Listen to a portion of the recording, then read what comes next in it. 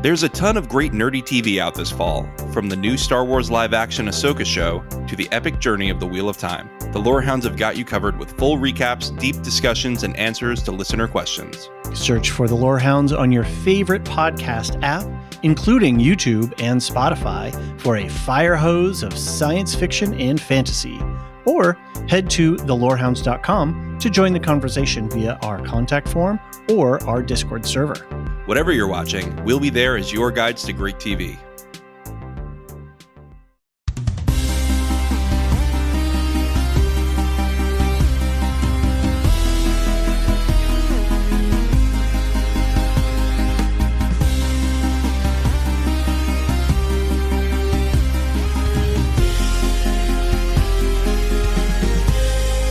Welcome to the Foundation Podcast. We're the Lorehounds, your guides to psycho history. I'm David. I'm John, and this is our coverage of the Apple TV Plus original series Foundation. In this podcast, we're going to do a scene-by-scene breakdown of Season 2, Episode 8, The Last Empress. Oh my God, I can't believe we're only 2 away from the finish. Crazy times here. Be sure to stick around to the end of the podcast for programming notes about our podcasting schedule for August and early September. A reminder that you can find all of our podcasts on Spotify and YouTube now, as well as all the major podcast platforms. Speaking of podcasting platforms, if you are indeed enjoying what we do, maybe we'd like to ask you to take a moment to leave us a rating or a review. Apple Podcasts is a place to do it. You know, it's the big SEO engine, and the more reviews that we have up there, the more people can find us, even in the outer reach, far, far away. For ad-free episodes, early access, and exclusive content, visit patreon.com/thelorehounds. You can subscribe and support us for as little as $3 a month, or we actually already started free trials, and I saw a couple people taking advantage of that. So you can get a 7-day free trial right now by heading to that site. Yeah, that's a cool little feature that they added. Yeah. Lastly, we love to get feedback, and we love to talk about your feedback. If you've got some theories, if you've got things that we've missed or other fun details, drop us an email. Send emails to empire@thelorehounds.com or head to our website and either use the voicemail feature or the contact form. You can also post a message in our Discord server, and we can include those as well. You can find all those links in the show notes. Yeah, Discord's been hot lately. Well, mostly because of we've got 2 other big shows flying right now, so it's a little bit crazy time. John, we had a very special opportunity. Do you? I don't go by John anymore. Oh, I'm sorry. I go by he who talks to David Goyer. Well played, sir. Well played. Are you floating around in your podcast studio right now? I am. In zero-G style. We had such a good conversation with him. If you don't know, David S. Goyer, who has worked on a ton of things, like the Dark Knight trilogy, like huge projects, he is the showrunner of Foundation. And he agreed to sit down with us and talk to us for an hour about the show and his process. And it was a really great conversation. Yeah, it was a lot of fun to, peer behind the curtain, so to speak, and get into some of those details, like actually how do they make the show, or what goes into his thinking around casting, or other questions. How do you adapt a huge work like this? And it was just great. He's such a science fiction and comic book nerd. I feel like if he wasn't a successful showrunner, he'd be hanging out with us on the Discord. Breaking down shows and, talking shop. Yeah. Maybe he is anonymously. We'll never know. We will never know. When can folks get that interview, John? Yeah, that'll be up probably around Sunday for the public feed. Okay. We will post it there. Patrons will get it a little early. And I had a great time with him. He's a super nice guy. I'm glad that he sat down with us because I understand this show better just for having spoken to him. He talked a lot about the themes of the show, how he pulled those core ideas out of Asimov, how he brought in his own life. He talked about his own life experiences that affected the show. So yeah, really great stuff. It's so cool too when production folks like that, especially at a high level, for them to be able to come and talk to fandom in a real casual manner. It really has heightened the enjoyment of the show for me, just to be able to have that kind of interaction. So I think we're pretty lucky that we get to I mean, I know he makes the rounds to, other places as well. So it's not like it's super exclusive, but just in terms of quality of show and enjoyment and fandom, it's just cool that folks get to have that kind of more intimate connection. Whereas usually production people are very far and remote. We never see, we don't really hear, unless it's like Hollywood media stuff. And we are not that. So yeah, it's very cool. Yep. It was great. Cool. But we're here to talk about the episode today. Episode 8. What'd you think? It was like mind-boggling in a good way. In a good way. Right, good. I mean, every time I think I know where the show is going, it's like, no, we are going left turn. And from our conversation with David Goyer, it's going to keep doing that. I don't think that we are done with the roller coaster here. No, we're not in a safe space. No, we're going to be challenged continually. Yeah. It's funny because a lot of the questions we asked, he said, just wait till the end of the season. I do think he's going to tie it up really nicely, which I really like that. Yeah. Beautiful visuals of everything. The attack on Trantor was excellently done. Just the whole thing felt chaotic and felt scary to be in. Becky, pour one out, right? Oh man, I am so sad. I was so hoping that we were going to get to see a little bit more action with her. So yeah, it was she's expensive though. yes, I'm sure. It was a lot more sexual than I thought it would be this episode. Oh really? I think that's the most sex scenes we've ever gotten in Foundation.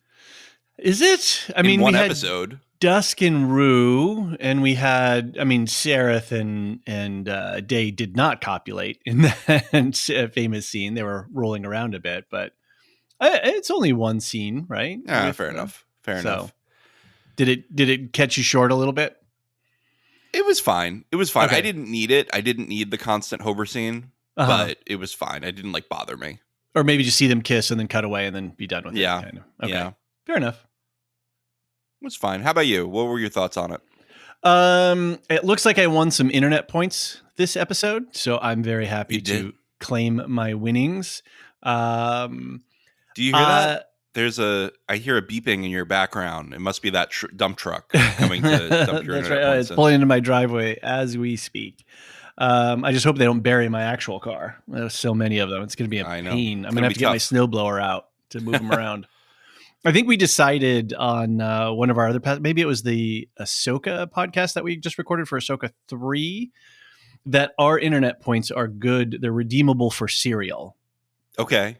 Right? I think that's what boxes. So you win cereal. internet points and you can stomach less well-developed shows. Exactly. Is that what you're saying yes. to me? Yeah, okay. I think that's the way it works. All right, I think that's right. Or you can just take a bath. Satisfaction in Foundation will carry you through that's right. a couple bad episodes of something else. That works. I thought that, like you, I just feel like I'm in the tumble dry cycle of the dryer, right? I'm just getting bounced around, but in a good way. I'm being surprised and delighted. I love how all the little mysteries that they're setting up they're paying off rather quickly. So we're not stuck with a Lost scenario or a Twin Peaks scenario, but we've got a little tension built up between, maybe a couple of episodes, and then boom, we get an answer. And that's just a really nice pacing. And yeah, the pacing feels like it's ramping up so that when the end comes, it's going to feel earned and we're going to be left bereft and wanting season 3. And, so that's all really good television making. Yeah. So much going on in this show too about faith and religion, and politics and power. I love the deeper depths of this show. It's nice to have the Becky running around chomping on people, but at the same time you can stop and think and I wonder what about this about politics and religion. So right, or just seeing how Small Day gets in there, right? There's character moments within the violence. There's violence needs to have a reason, good point. Right? And it had a lot of reasons here, not just a plot driven reason of let's get Constant out, but also let's give Day a new motivation to do something different than he would have done about Foundation. Interesting. Yeah, because he's been challenged twice now with his life at the very beginning and then this episode. So Yep. he's probably faced his mortality than 99% of the other Cleons. Yeah. Right. I And think that's so right. Yeah. he's a very different. Well, I would say that Cleon, I think 18, who's the one who got beheaded by Demerzel. I think he might win it. Yeah. He might win the mortality cake. Well, the mortality kick, but in terms of he had a pretty traumatic experience there running around in the city and things like that. Yeah, so that's a good point. But still, I think let's apply the violence is the last refuge of the the incompetent, weak? Right? Of the incompetent. You could apply that to television making or film making in the sense that you can use big flashy explosions to wow your audience. But at the end of the day, it's empty calories. It's like eating cotton candy. There's no substance to it. Whereas with a scene like this, we've got substance. We've got dramatic stakes. We've got characters putting themselves on the line, and we feel it because there's something important to it. It's not gratuitous for it's for its own sake. So yes. The one thing about this episode is that the scenes get really messy towards the end. Not messy in a bad way, but there's a lot of cross editing and we're jumping around between storylines. When I did the outline, I had to compact some of the storylines because it was just too impossible to follow the timeline of the show. So just a pre-warning about that. But otherwise, I think we can start to get into some of the content for today. Cool. In terms of background for the series, I had laid out early on in the series that, we were going to talk a little bit about Asimov himself, and then we're going to talk a little bit about the Foundation books themselves. And thankfully, our in-house research librarian and most favorite Tolkien research scholar, who is actually at the Oxenmoot right now, hopefully having a great time. Hi, Marilyn. Hope you're having fun. She's mooting. She is mooting. She did some preliminary research for me, which really helped. And so last episode for 7, we talked about Asimov. And this time around, I've got some information about the books themselves and sort of the context around how they were written. So there are actually 7 books in total. The 3 core books were written between 1951, were published as books in the way they are now as we get them between 1951 and 1953. Mm-hmm. And that's Foundation and Empire, and then Second Foundation. And then they got him, the publishers were like, hey, can you, revive this series a little bit? So he wrote 2 sequels, Foundation's Edge in 1982 and Foundation and Earth in 1986. And then he went back and he wrote some prequels to line some things up a little bit more. So Prelude to Foundation and Forward to the Foundation in 1988 and 1993. There is a really great, I'll reference this later, but there's a ton of information on the internet. So if you want to just go on the Wikipedia or whatever, all of this sort of is laid out to try to keep track of which books in what order. These are probably his most famous, what he's most famous for are these books in some ways.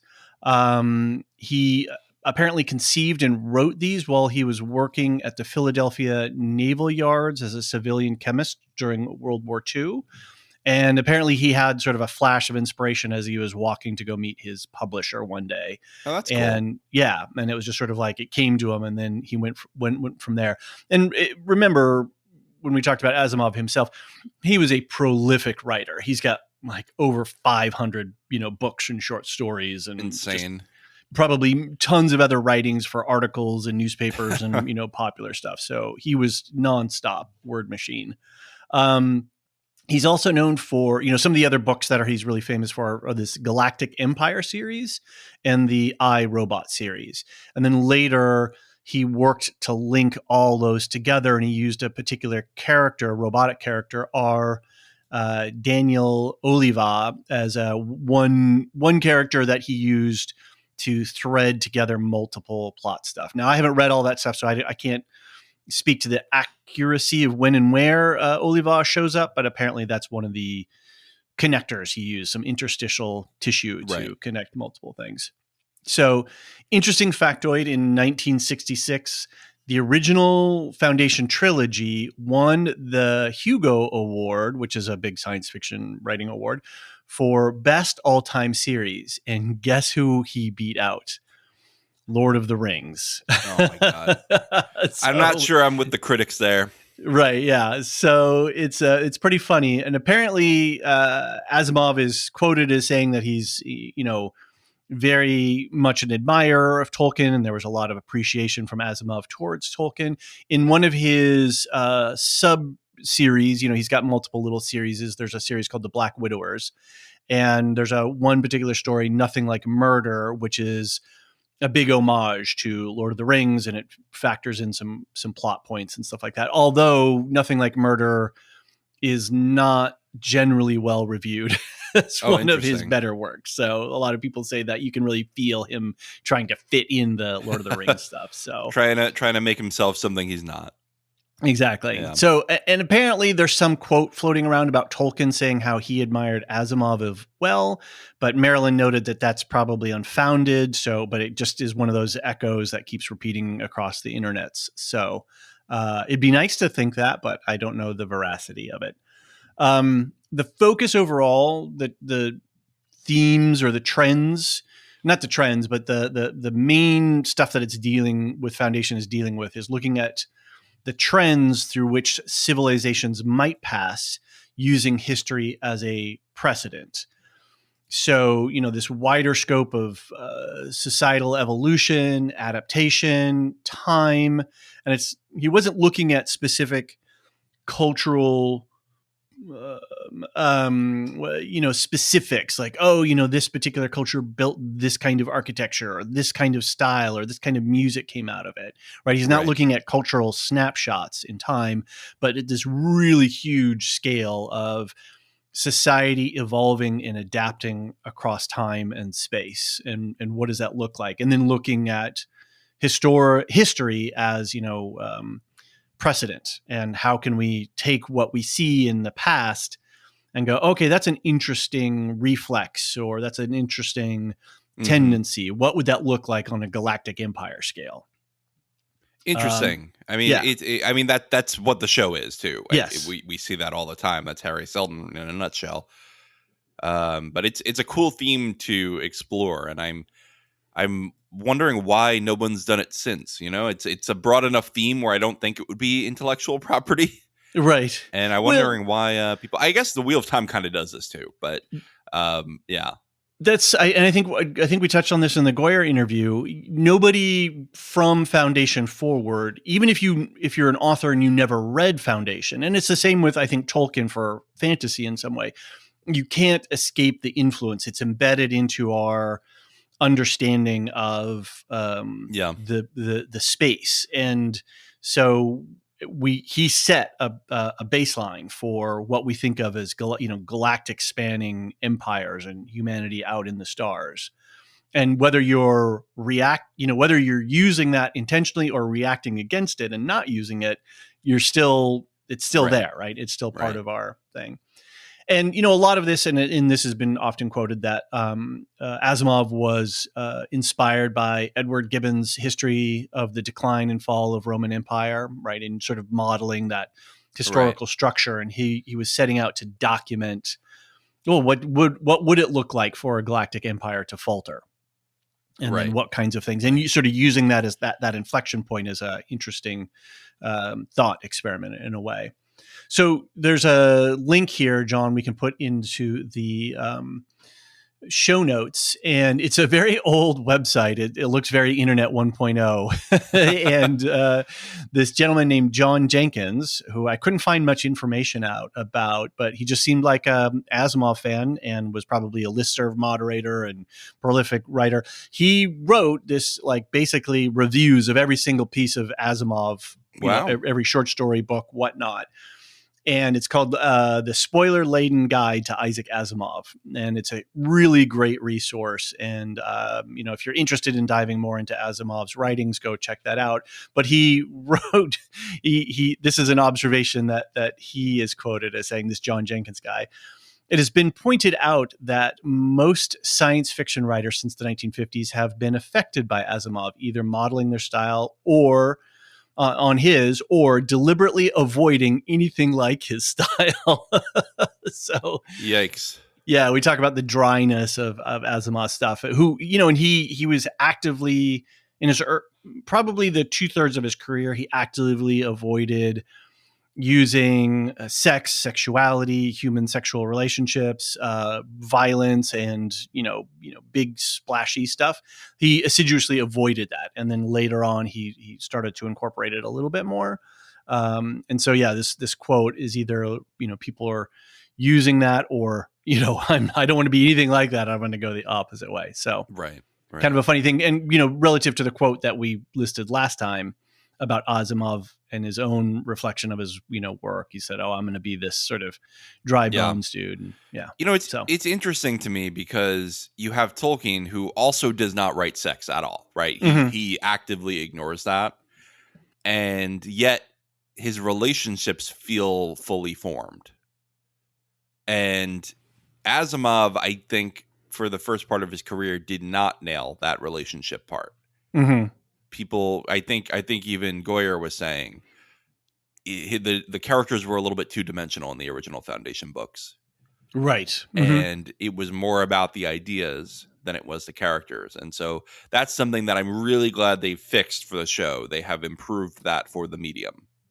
Really interesting, too, the choices that they made to embody these tendencies about human history and these big ideas, to embody them in like the Cleonic dynasty, like really creative choices. And I think that's some of the, for me watching this show, that's one of the things that I'm really enjoying, is how they've made these choices.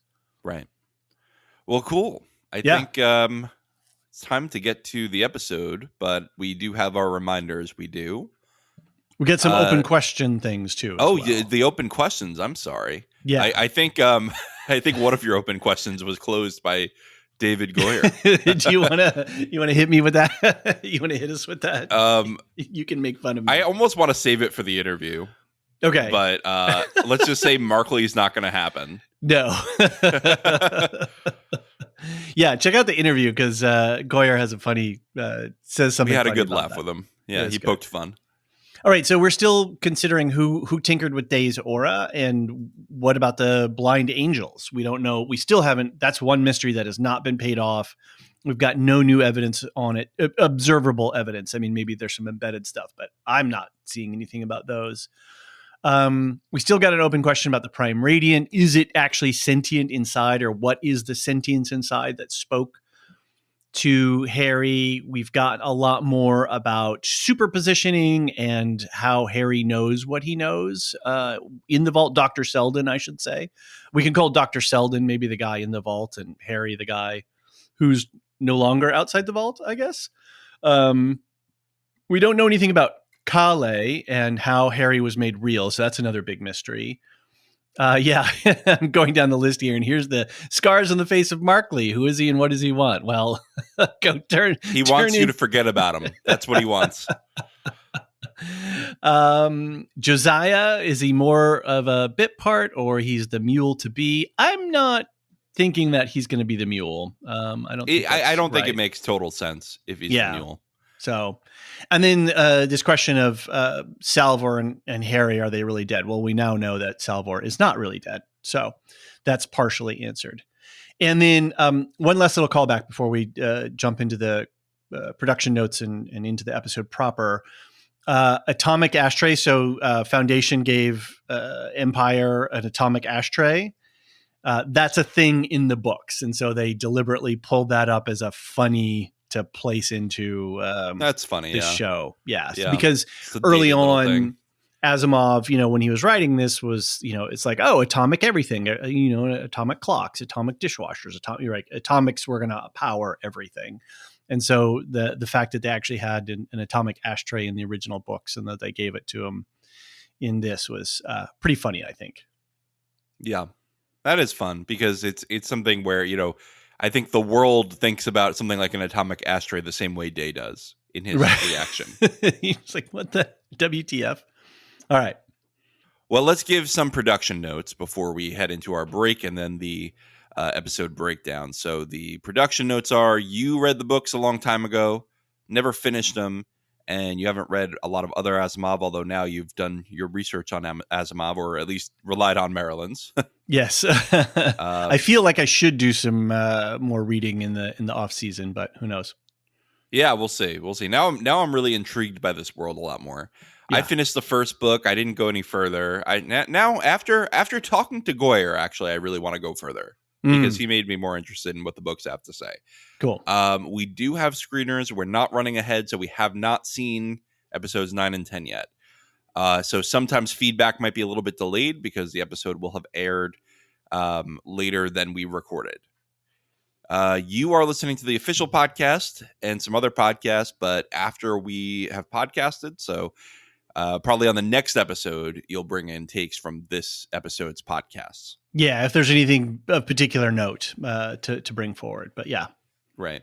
We want your takes fresh from our kitchen. So hot takes on your hot cakes. All right, David, it's time to take a break.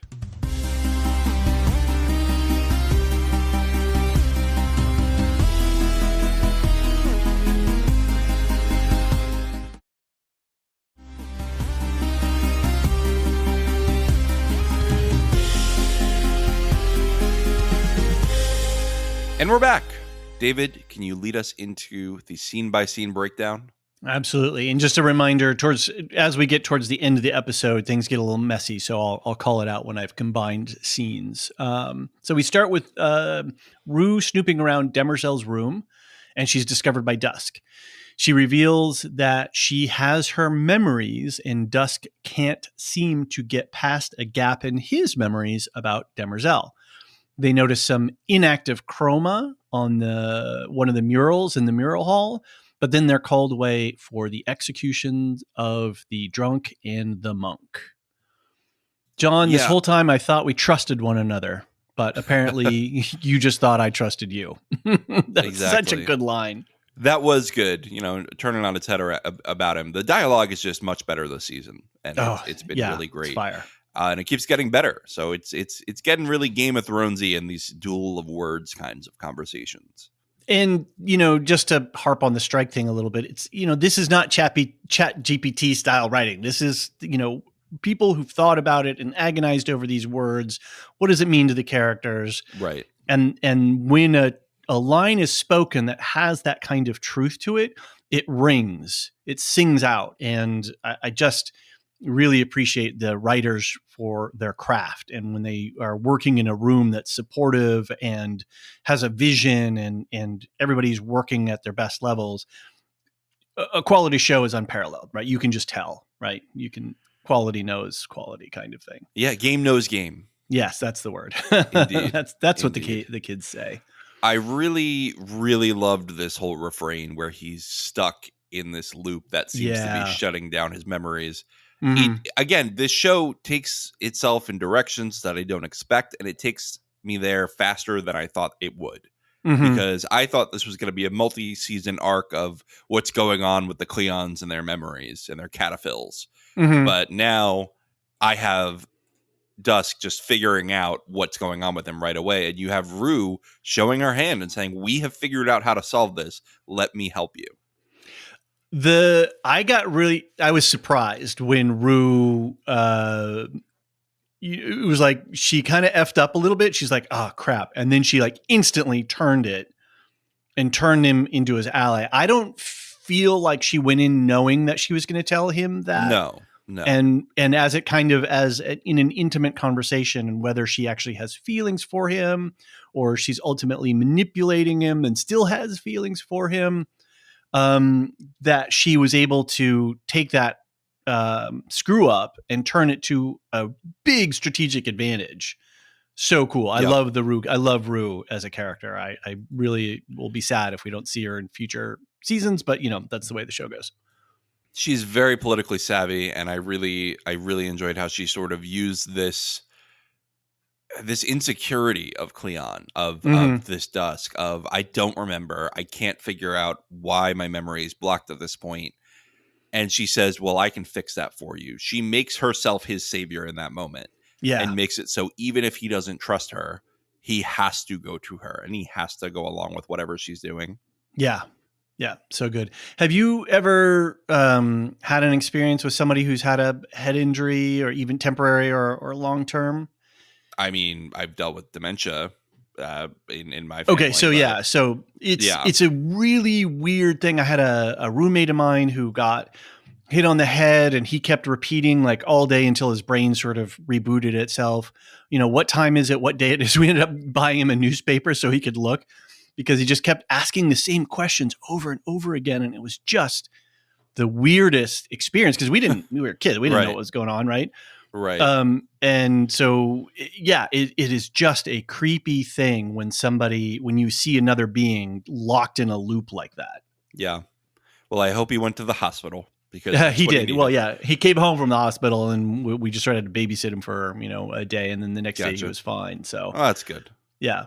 Good to hear. Terrence Mann, oh boy, what a performance to do that, to play I with think you that left line. out a middle word, Terrence the Man. Terrence, uh, just incredible. Yeah. So good. And so interesting too that to think that the Cleons could be programmed in some way like Demerzel is in some ways. They do seem to have figured out human memory, unless everyone's a robot. Maybe everybody's a robot and we just don't know. I don't know. Maybe they won. More little technology that they're introducing. So we have the Shadow Master silencer. And I guess it's some sort of, it's not a visual cloak. It's like an auditory cloak. And so when Rue is walking around in Demerzel's room, there's part of the scene where she plucks a string on a harp. Yep. And the audio, it just goes, right? We don't hear a high, sharp note of that. So really great way to signal how the technology is working. I thought it was really cool. Yeah. And a couple of things in Demerzel's room. There is her old dress from last season hanging on one of those little, mannequin things, that like one that had the little frill on the top, instead of this armor piece that she has now. Right. What do you like better? You like the armor piece? I don't think it's a question of what I like better. It's what's fitting the storyline, and in this storyline, the armor, it's harder. It's signaling more of a there's violence happening, beautiful violence, like a velvet fist. She felt more servient last season, right? Mm-hmm, yeah, and now she is in charge. Like she is clearly the mama of these Cleons. She is the last Empress. Yeah. Right. Yeah. Oh, yeah. Title. So David Goyer also answered a question about how many Cleons have, let's say, bedded Demerzel. Right. His answer surprised me. So let's save that for the interview. Okay. Tease. So anyway, we see the old dress. We see the flower from season 1, right? That Day modeled his vision of when he saw the triple goddesses on there. And then the harp. And I guess I have no idea what the harp relates to. Is just a cool thing that they found, or if that's, just part of her past, but it was cool. And then obviously we have the toolbox with the solar system on it, and we linger on that for quite a while. And that solar system map matches the map on the mural wall, which then has won me a whole ton of internet points. So there you go. Yeah. Then we got this great dissolve into the mural hall in the second part of this scene where they see the inactive chroma. Mm-hmm. And,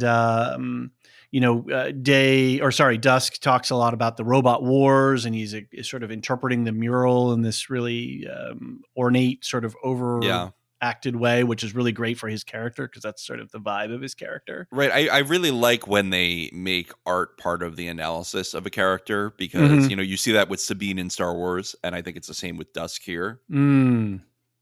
And they've been telling us since season 1 that the Dusks, like their whole life is just the art now.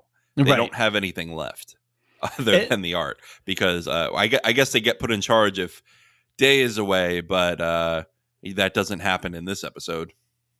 No, yeah, he quite pointedly so too, right? He gets kind of backhanded, and I love how Dusk is really like put on the back burner here. when Day is literally, sorry, Dawn is literally the one who's trying to sleep with Day's wife. Right. Yeah. I'll take care of her while you're away. No Yeah. problem. Yeah. No big deal, guys. No Yeah. big deal. I got her. So we get this reference to the first law of robotics being circumvented, which is a fascinating thing. So they're playing with that. And this idea that the robots rose up because they just wanted the one thing, that any sentient life it wants, which is to be recognized for their personhood. Right. And Agency. so we talk about droidism in Star Wars. What if the droids ever rose up in Star Wars? It would not be a pretty scene. And I think that's what they are inferring in this, is that when the robots rose up, it was a brutal, brutal war. Not a great time. I mean, C-3PO really led them to victory. Chopper, their chief war criminal. Well, Chopper would probably be the general there. Right. I can see that. Head of special forces. And then just the last note for me is the green on the mural that was inactive, that the, Dusk, the old master, as they say, that was the same green as from episode 5 this season, when Dawn and Dusk are down in the memoriam and they're talking about stuff. They looked at Emperor Algrin, a mural of him, and they talk about the graven stripe, the betrayer, the traitor, and that's what that color green signifies. Well, it looked like on this, that was also that same green, so yeah. Interesting. I like it. And then we just got to talk about the fact that, this solar system is the Earth solar system, and then that figure that's underneath it is a robot, and it's all part of the mural of the robot wars themselves. So good stuff. Absolutely. All right. On Ignis, Tellum takes a moment and then is confronted by Gale, who learns that Tellum has killed. Well, Tellum confesses that she killed Harry. And then we learn the truth about the reality of Salvor and Gale's situation. Josiah sees the truth of Tellum's condition and then runs away. John, please, no more Babe in the Woods from you. I love Rachel House. She's really great. This whole, Hannibal Lecter situation. Oh my Lord, right? Pretty spooky. Especially when she can get into your mind, but you can't get into her mind, right? Like she could just create whatever reality. She could put you in hell if she wants to. There's no one who's ever been at a more vulnerable situation than these people are right now. It's really wild to the depth of which the fantasy runs. It's not just masking somebody, but like your physical reality is altered. You cannot trust your senses. You cannot trust your memory. That's an interesting thing that we talk a lot about in the show too, is memory. And so what is where am I now? Where was I before? And, helps me predict where I'm going to go, which hasn't happened yet. But if you can't trust your memory and your immediate physical surroundings are not reality, that has got to be a terrifying sensation. Well, my question is, why doesn't she just have one of the members of these Mentalics next to them all the time to give them a different reality and make them think that they're not in captivity? Or maybe it's that Tellum is the only one powerful enough to do it, since she has. Now we know that she has the powers of many. Right. Yeah. It sounds like too, from what I remember, just picking up from other stuff in the episode.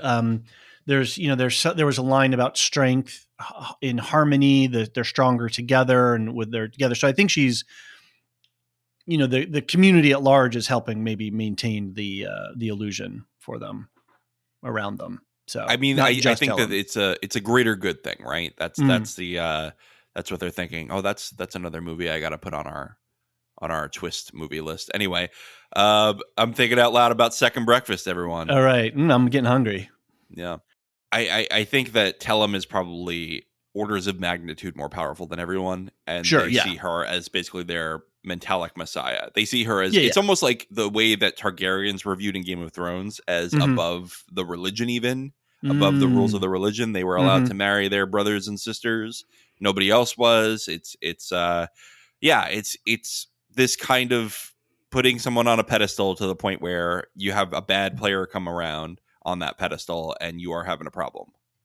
Right. And I love this idea too of bad guys who seem reasonable or they have an understandable logic. Like I can understand where Tellum is coming from. She wants to protect her people, but then that's turned into this monstrosity, and she's using her godhood to cannibalize and violate people. I mean, here's an interesting thing. We had Harry masking as Constant, right? And Day even comments, "Oh, well, there's a nice violation." And here we have Tellum violating people by stealing their bodies. She's violating people all over the place. So it's a really interesting. But yeah, she's such a compelling bad guy, and I love, bad guys who have a reasonable starting position, even though their methodologies are often monstrous. Yeah, absolutely. A last little thing on this too. These little dishes with their psychic pitches.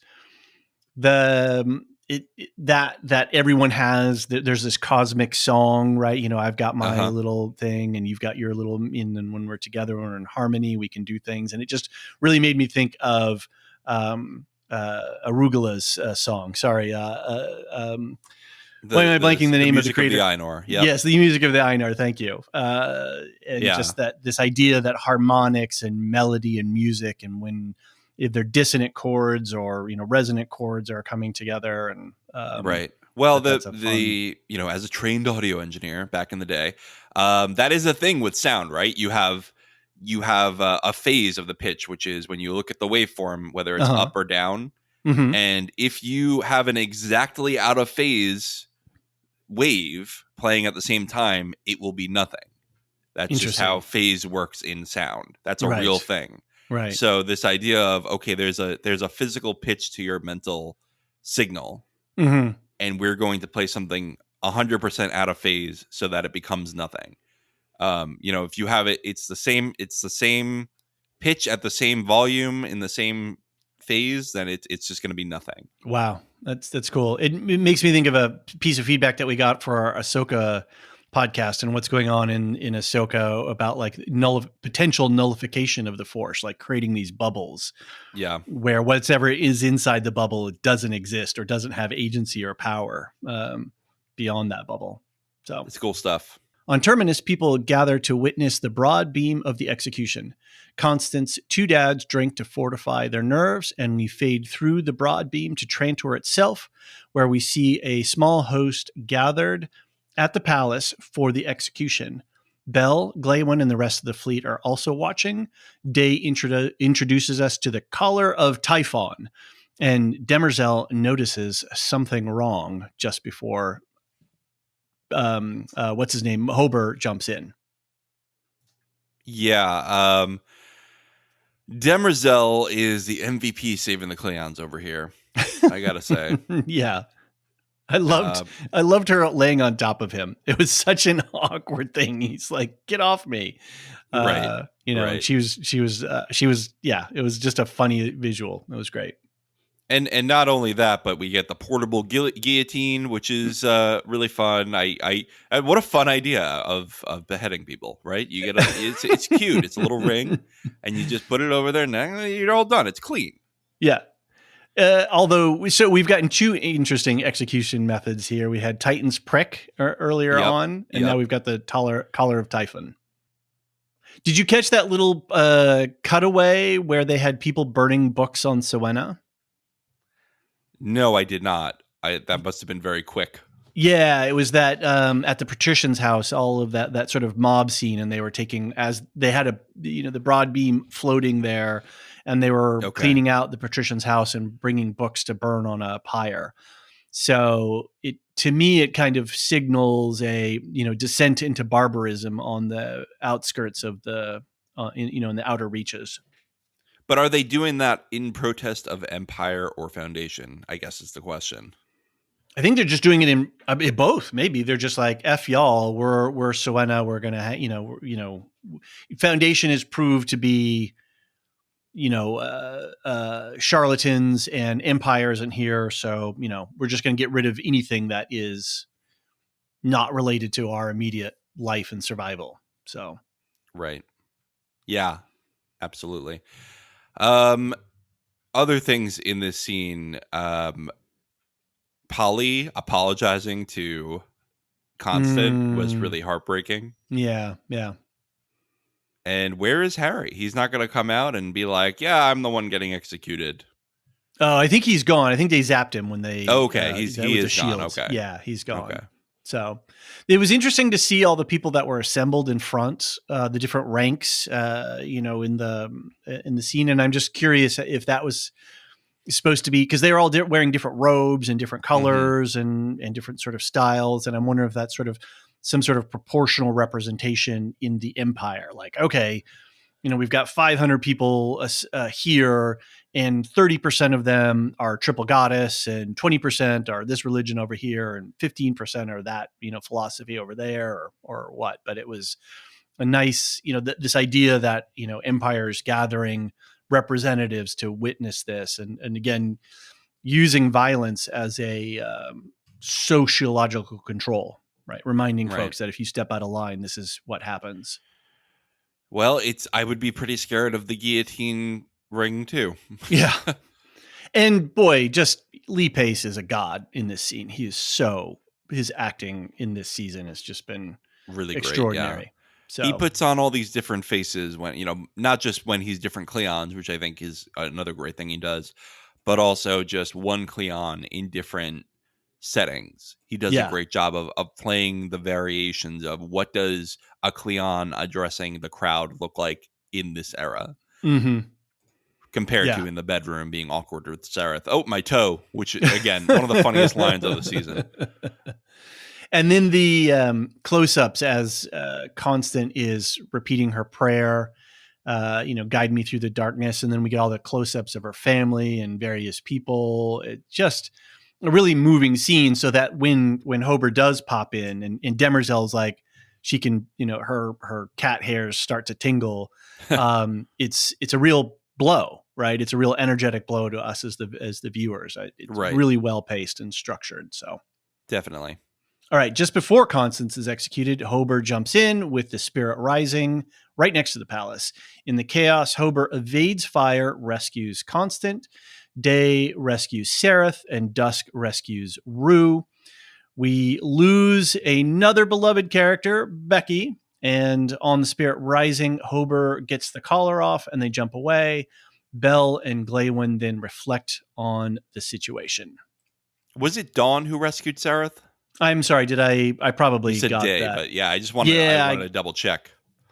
Sometimes, my brain, I know the Day and Dawn do bleed together. Yeah, and just trying to remember, this is one person. Let's just be honest who he is. The Trinity, right? We've got a Trinity here, so it's very, very nice. Right. Everyone's taking who they care about, right? Yeah, exactly. And I thought that was some nice things. You liked this scene overall? I did. I thought it was a fun. There was a lot of funny stuff going on here, but also it felt like real stakes. It felt like I thought that this Day could have died here, and that would have been a reasonable outcome of this, and would have changed the stakes of this show. But it also made sense that he didn't die. I really do think, especially watching Demerzel save Day, you realize how much of a hold she has on him. Even though he's going to do what he's going to do. Right. He's going to make out with Sareth. Do you think that this is chipping away at Bell's resolve for his dharma, for his ability, his good question, sworn to Empire? Is this an erosion of his steadfastness? I think it could go either way of radicalizing him, of maybe this is not going to work out and maybe I should be on the winning side here. Or he might go, well, these fuckers just attacked us.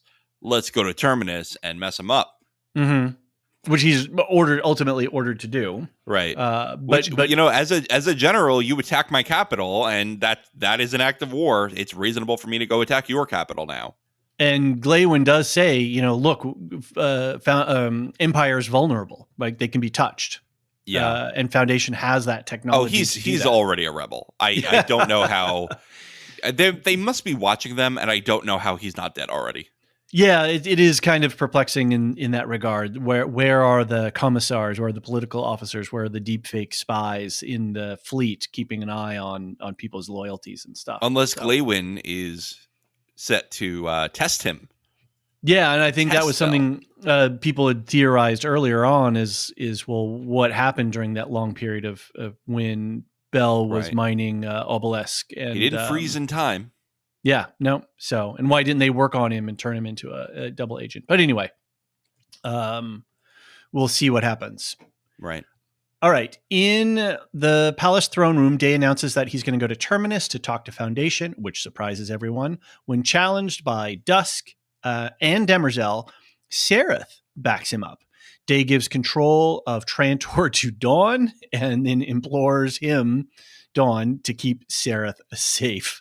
This was a real backhand to Dusk. Yes, and you could see it on his face. He's like, "Oh, I am going to get you for this, man." And I think it fuels his, Rue's already got her hooks into him, and they're already sort of. But I think it fuels steals his resolve. Right. I mean, this guy. Every step along this path that Day has led Dusk through only makes him feel more alone and more like he needs allies and more into the arms of Rue. Right. Yeah, for sure. Yeah.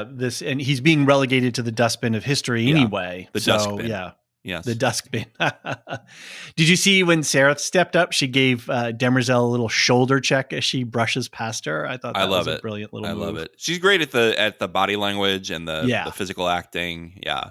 Good stuff. One of my greatest moments in being a New Yorker was, coming from the West Coast, where we're all nice and stuff, was learning to shoulder check people in the subway and do a kind of sorry, not sorry when you stop to look at your phone at the top of the stairs. That's totally inappropriate. Not a good move. I haven't shoulder checked someone there because I'm scared, but I see. Well, I've learned. See, that's the thing. I've learned to do this little brush pass where I can look over my shoulder and go, "Sorry, not sorry," and move on. So, so I loved that her little sorry, Demerzel, this you're out of sync here. You got to listen to what your lord and master is saying. Mm-hmm. So, question: is it cheating if they're not married? Yes, because they're engaged. You shouldn't cheat on your fiance either. No, you shouldn't. And I love this line that leaking blood and stars. Again, great writing and great words. Septum and scepter. Playing septum and scepter is another line that Sereth has, and here she says, leaking blood and stars. So it's literally he's literally leaking blood in that scene. So. Yeah, that was a cool metaphor, I guess. Day's flagship is called the Rubicon. And for folks who might not be so familiar with Roman history, the Rubicon was a river in Italy, and during the Roman Empire, generals who were also governors, there was sort of this political difference we don't think of in the same way. But they were not allowed to bring their armies south of the Rubicon. Otherwise, it would be an act of war and treason. There's a whole process of disbanding your armies, and you could come into the city, but you just had to be a citizen. But in 49 BC, Gaius Julius Caesar, brought his armies south of the Rubicon, which sparked civil war. And then he ultimately declares himself emperor. Lots of history around that. But it was interesting that his flagship is called the Rubicon. Well, especially, we have the expression today based on this, crossing the Rubicon, which is basically just you're at the point of no return here. Yeah. You've crossed this threshold where you can't go back from. So I guess if you see the Rubicon in orbit above your planet, you fucked up. Yeah. And I think right now if they did an investigation, they might figure out that this was not an act of war, but a rescue mission. Right. If they go to Foundation and immediately attack, well, now it is a war. That is crossing the Rubicon. Mm-hmm. Right. There's no pulling back from this now. Empire can't look weak when Right. they say they're going to go to war and then don't go to war. Right. So I really do like the choice of the ship name. I think it works. As Day boards his shuttle, Sareth and Rue discuss the situation. They argue about who loves who, and Rue reminds Sareth to think of Cloud Dominion. Sareth reminds Rue who is in charge. Wife and widow are both called Empress. Love it. Love it. Yeah. Their spat here was really great because it really set out the motivations. You even if you're not, you're going to be. It's this whole like you need to hear my lecture either way. And then this lashback of you're in love with Dusk, and I don't agree with Rue that it doesn't matter. I think that does matter. They're still all Cleon. They still all have dinner together every night. It's going to be a problem if you have conflicting loyalties and motivations. Yeah, dinners these days must be really awkward for the Cleons. So which Dominion was in which bed tonight? What's right? They got to catch up on who's been with who. Right. And it's been interesting to see Sareth master herself over this. She comes in really confident, and she's kind of not an iconoclast, but she's got a little chaotic edge to her, and she's trying to upset and challenge and push boundaries, which is a more common behavior among younger people trying to figure out their place in the world by pushing boundaries. And at the same time, she's playing a game that is huge. She's playing the ultimate game, and she's had trouble mastering herself in some circumstances. But when she says to Rue, "Hey, sister, I appreciate the frank talk here, but remember, I'm the queen, and you're my retainer, and don't forget it." And Rue just heals right into line there. Well, I mean, it's tricky because you become friends with somebody, and I think that Rue trusts Sareth the same way Sareth trusts Rue. I think Rue probably played a big part in Sareth's recovery from her grief and Sareth's development into a ruler, and it's kind of probably heartbreaking for her to have this woman who's probably like a daughter to her in a lot of ways. Totally. Snap back at her and assert, well, no, you may have helped me get here, but that's that. You know, that's done. Now I'm here and you're there. Right. Yeah. And it's that tough. puts a space between them. And beautifully acted by both these actors. So, yeah. All right. Combined scene here. I'm going to squish some stuff together. On Ignis, Josiah brings Salvor for some food. She's alive. And we learn that Gale is being brought to the table. Salvor figures out how to use the Prime Radiant to talk to Dr. Selden back on Terminus. In the Prime Radiant, Dr. Selden works out the situation, and Salvor tells him a lot of stuff and implores him to help her.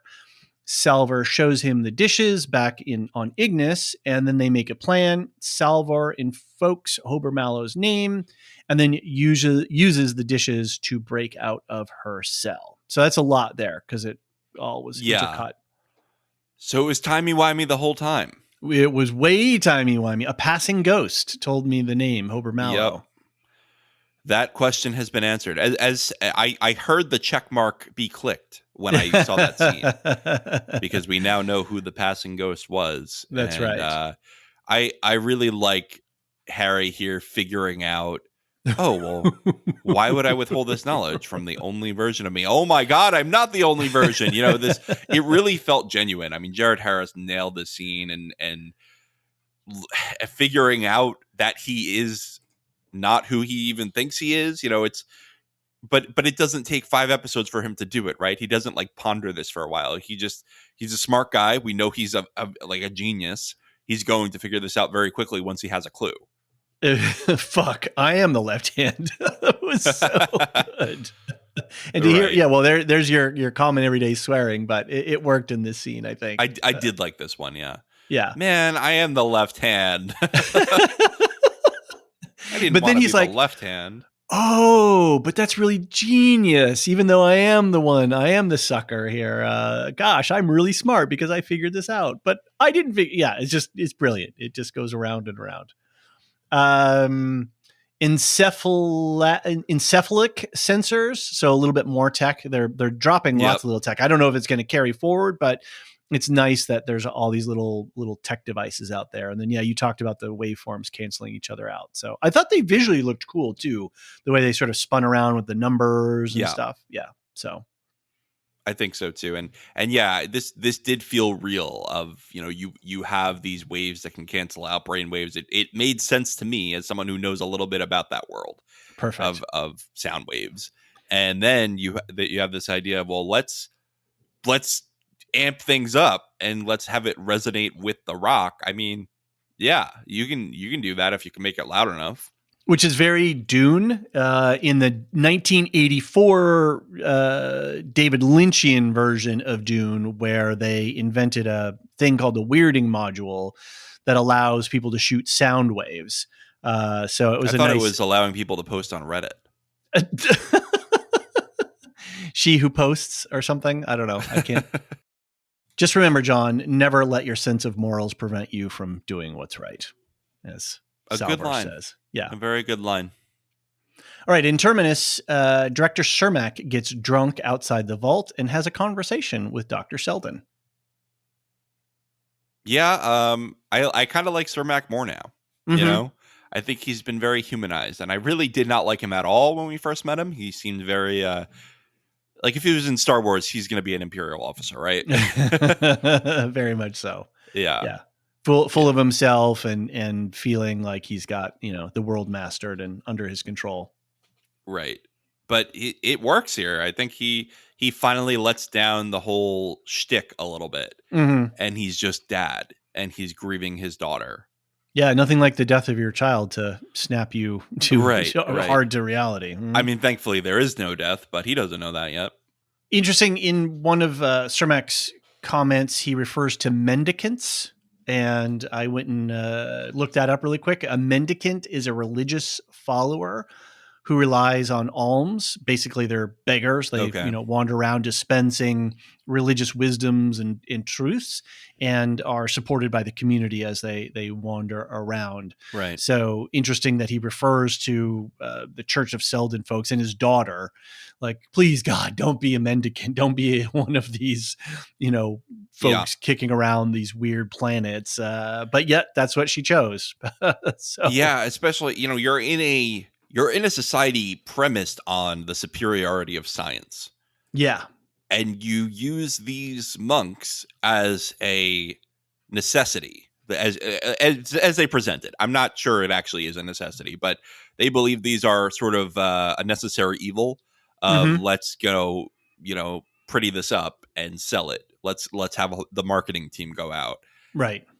But it is kind of gross to dress up your science as religion as a marketing deal, right? Like, it's disingenuous. The whole setup of it is kind of icky, and I think Polly knows that, which is why the High Cleric is on a lot of juice right now. I think you're exactly right there. He feels that tension, and so he ends up self-medicating to try to get through. The mendicant medicates, right? Yes, exactly. Oh, that's a good title for a show.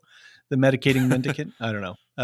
Anyway, yeah, I think you're 100% right there. It is kind of icky. But yet, how do you sell it? How do you get people to buy in without a little zazz? Yeah. Something we didn't find out with the whole Hober Mallow thing. We found out how that got written on the vault. Mm-hmm. Yep. We never really saw him decide to smite the warden. No. Yeah. I wonder why that happened. I wonder if there was another reason there that he didn't tell Polly. Yeah. Wrath, but I don't know. Okay. That doesn't feel genuine to me. An open question for you. A lot more of this conversation of psychohistory versus the individual and determinism versus free will. So, I mean, that's a definite undercurrent of this whole season. And in David Goyer talks about that in our interview, that is definitely what they're playing with. So as we weave in and out, does the individual matter? or Right. what is psychohistory, and does the individual matter within psychohistory, and if it wasn't going to be this particular person, the historical conditions were correct for another person. It didn't matter the individual. So do we really have free will? And that's just a lot of trippy concepts to play with there. Yeah, absolutely. I just have to call something out. One of the little details they have for the vault's religious I can't say it now. Damn it. Iconography? Yes, thank you. Iconography. There's these little prime radiant looking things, and with little, multicolored sort of Tibetan style colors, sprouting out of them. It looks like a D20 from role playing games, and they just they drilled a hole in one end and cut off the other end and stuck some string through it. So It's I was almost that's like a D20.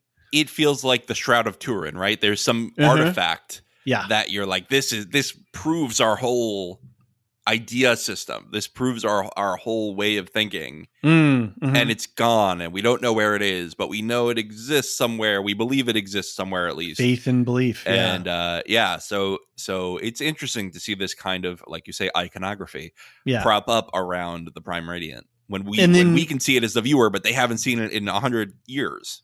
And then the selling of bones. So like that was a thing in part of Europe's past was, oh yes, this was the fingernail of Jesus, or this was St. Peter's, an eyelash from his left eye or whatever. Perhaps the left thumb. No, yes. I'm just playing with Harry's comments. So, people want a physical manifestation of their faith so that they can believe in that object, right? There's a tangible. All right, another combined scene. Hober and Constant jump into Terminus and try to run dark. They reminisce about Polly and then take a moment for themselves. They try to enjoy a little post-coital bottle of Locris wine, and then they're apprehended by Empire. I'm very curious about the motivations of Hober here. He seemed very hesitant here. Mm-hmm. Yeah, even to the point that things weren't operational, and Constant was giving him a little, jokes about that. But Constant, her confidence is unshaken, right? It's not like things weren't operational, so she's like, "Oh, am I not pushing you into something here? Is this okay?" She was just like, "No, why wouldn't you want this?" Right. Drops the robe. Why wouldn't you want this? Yeah. Come on. Let's go. Which I don't know. I don't know if I liked that from Constant. I think that was a little pressury on Hober there. Okay. You thought it was a little icky? I mean, reverse the genders. Is that a good look? True. Good point. Yeah. Like a little pressurizing. Yeah. I can see you just strip in front of them and say, "We're doing it." Right. I don't think that's a good look. Okay, I see what you're saying there. You told me earlier on that you felt a little off about something. I think that's what it was, right? There was the issue it. of, did Hober really want to do this? I'm not sure. I'm not reading that. I mean, I think in the end he makes his peace with it, but I don't know if that's entirely is this genuine kosher. Affection for her. Yes. Yeah, genuinely wanting to get with her, where she's hot on him. And he's just sort of ultimately acquiescing as opposed to having genuine feelings. So, yeah, interesting. Okay. When they're in the ship and they're over Terminus, if you freeze the scene, something that's cool is you can see all of the other fleet, these tiny little black dots all circling around Terminus. So they're sort of showing how massive the Empire's fleet is, which is pretty cool. And then. In the last episode, I didn't say anything. This was in my notes, but we were kind of running for time. But I noticed that Hober still had the little dots in his wrist from the Spacer's space cuffs. And so then those come into play in this episode. That's how they were able to track him. So, yeah, that's fun. The space cuffs. So is that something that they put in? Or was this something that he had? Okay, I was curious if this was like an implant that everybody had. That you know how in Westworld everybody had like the implants of, or a lot of people had the implants of you could take a tab and feel like you're in paradise or whatever. I thought maybe it's that.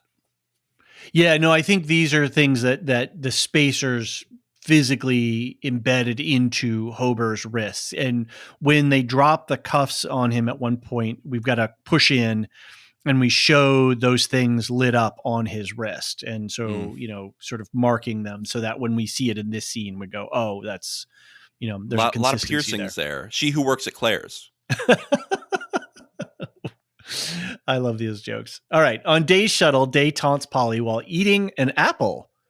Polly explains the functioning of the church, and Day hopes that the observer theory is enough to tilt the tides in Empire's favor. Yeah. So we finally get the line that Marilyn's been waiting for weeks. Uh-huh. Violence is the last refuge refuge yes. of being competent. That happens here.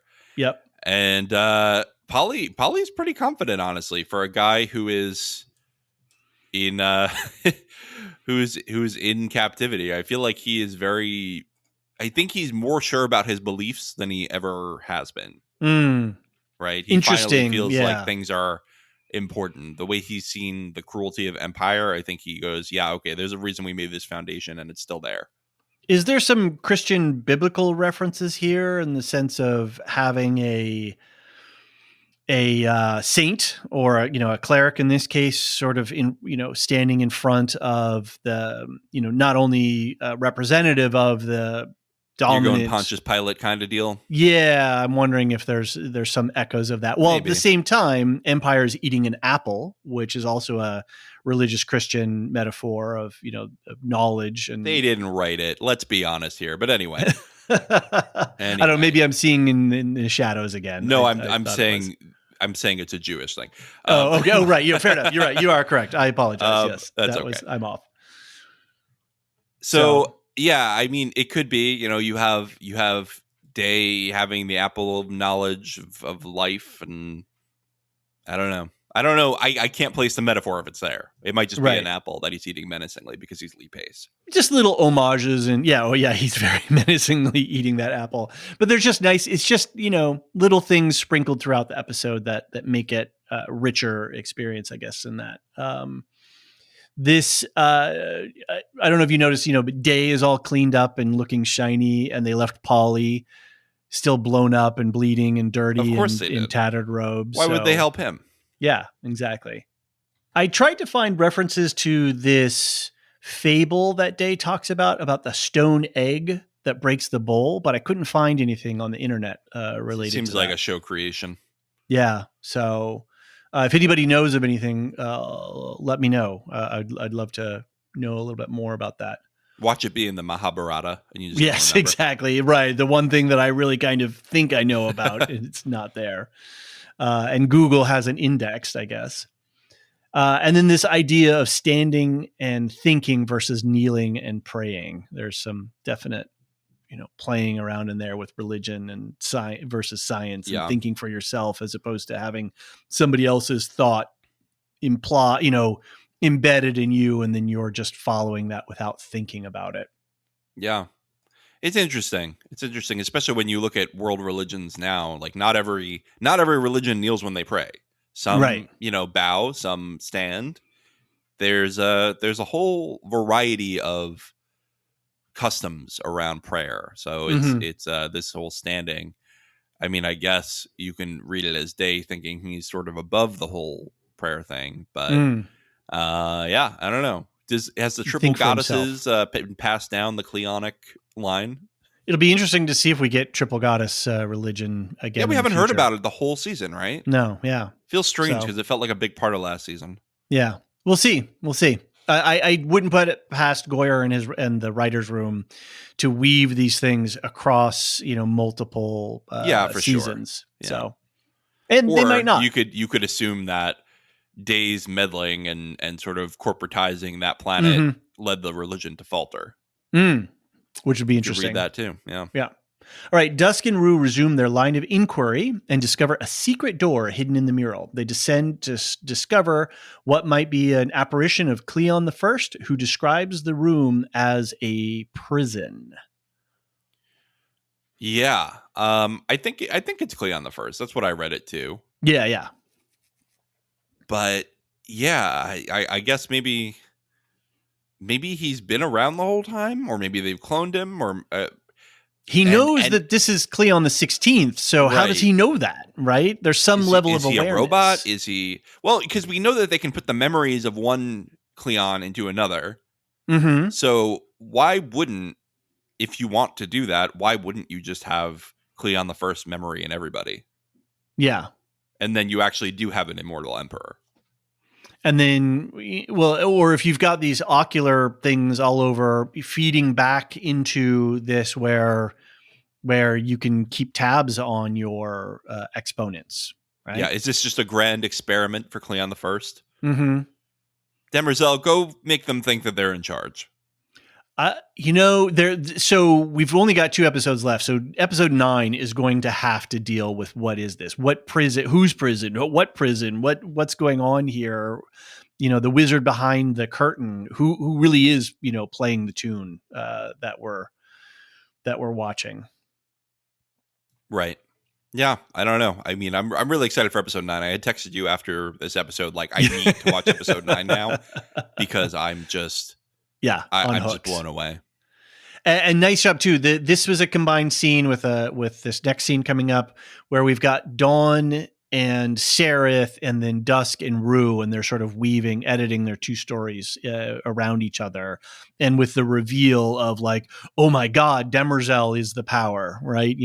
That's it was just a nicely paced and nicely stitched together.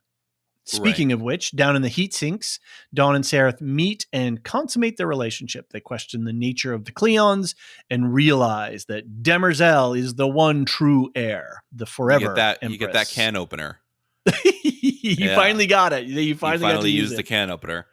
And Although, it did look terrible. It did look terrible, but I'm just glad it was in his flank or his side rather than, I mean, it seemed like it went down to do its job down there. Oh, did it like go in? Maybe, yeah. Oh, yeah. I read it as it's tunneling through his body. All right, which can we is just even worse? No, let's keep talking about it. You get to ask going through. Yeah, yeah. I did ask him. I did ask David Goyer about it. I was like, "Why is this the most terrifying thing I've ever seen?"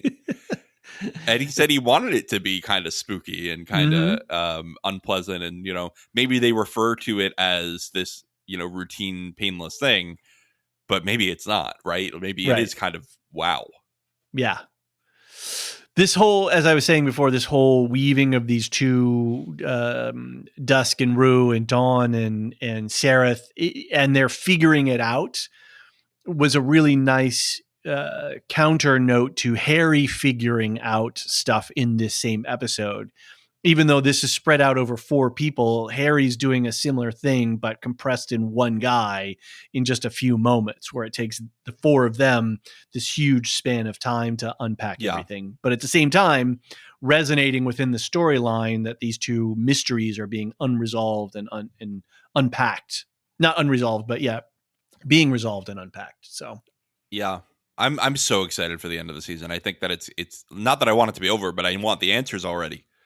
God, and to find out really what's going on with Demerzel, and that she really is this, secret power that's been in front of us the whole time, not subservient, but actually dominant. Exactly. In a passive way. So, all right, Gale wakes up. Let's end the episode. Gale wakes up, bound on the table, surrounded by the sighted. We learn about how Tellum was able to transfer her consciousness into another body, and looks pretty terrifying. It does, and yeah, I didn't see this coming. I did not see a body transfer coming. This is very Sith. Yeah, this is a thing that they do in the Legend Star Wars novels. This essence transfer, where you can put your mind into another body, and we know Palpatine. They're going to bring it into canon somehow, because Palpatine basically does that with his clones. That's the whole idea. Is he keeps transferring his consciousness to the clones, and so. It was just something I did not expect to see my Star Wars in my Foundation. This idea of my ego is so important. I am such a singularity in the world that all y'all can F off, and I'm going to install my consciousness forever is such hubris, is such, such the height of arrogance and privilege and power that, I'm going to Yep. override all y'all and I'm going to make sure that my ego persists. And we have it in Harry, we have it in Tellum, and we have it in Cleon, which is a nice little trinity right there for us. Well, I think that Tellum kind of told us right away that she was a problem when she says, "Don't worship children; it's not good for them." Right? Like she knows she's a problem. Right. I think she understands that she is not doing a good thing here. And she tells us too, "I'm afraid of dying." She tells Gale that on the beggar. She says, "I've got a problem. I'm afraid of dying." Literally. Right. And so she keeps herself going. Yeah. Don't worry, Gale. You'll die, but I'll always remember you. That's not a quote. That's a paraphrase. But this idea that, I listened for that little voice for many days, and I always remember her. And don't worry, sweetheart. I'll remember you too. But you're effed, girl. So basically, gone. You're imprisoned for years, and then your memory just fades away. How terrible is that? Terrible. Which is what Day did to the Azora, the gardener from season 1. Like, I've erased the memory of you in the world, but I'm keeping you alive in this prison box, in this, sensory deprivation situation. Especially, I mean, the only people who might remember Gale here are the Foundation, who think that she killed Harry Seldon. Right. That's it. Not a great memory. No. But at least she's remembered. I think that's what Dusk would say. And then we've got now Demerzel, who has perfect memory and remembers all this stuff, right? And she is Tellum in a way, right? Yep. Where she persists, but she doesn't have to jump bodies. She's got one body that she can repair. So, really interesting. A couple of other small notes. Interesting, this idea that this whistle is harmless, but when it's in parts and pieces, when it's brought together, it's this powerful, tool that can, cause the consciousness patterns to align. Yep. Yeah, I did like that a lot. This, again, resonating frequencies. You're making a chord that's going to just mess up your mind. Right. And then we've got these harmonic plates. And do you remember in the Rings of Power, the opening credit sequence was also little particles vibrating on a plate? And these are called Chladni patterns. And this is this guy, I can't remember where Chladni's from. There's a whole Wikipedia article on it. It's spelled Chladni. And it's all about how these waveforms will resonate physically and will create pattern. And so I like how they use that, but it was, again, another Rings of Power reference here, well, we do have Bear McCreary doing the music for both. That's true. God, he'd be a fun person to talk to. Maybe we will one day. I don't know. That'd be fun. Let's try. We'll ask, I guess. Yeah. Yeah. Last little detail, the rope that Tellum cuts to then tie them together again.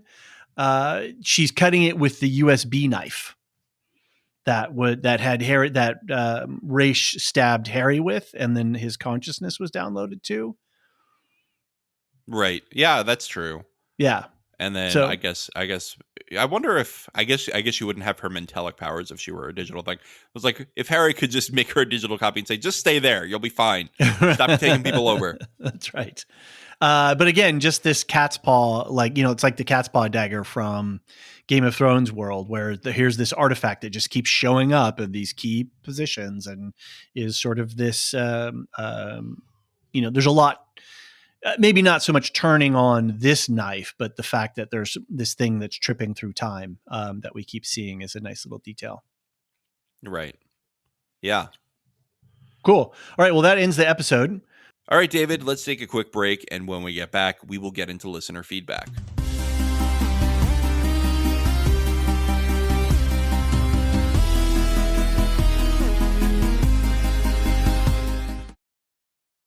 There's a ton of great nerdy TV out this fall, from the new Star Wars live-action Ahsoka show to the epic journey of the Wheel of Time. The Lorehounds have got you covered with full recaps, deep discussions, and answers to listener questions. Search for the Lorehounds on your favorite podcast app, including YouTube and Spotify, for a fire hose of science fiction and fantasy.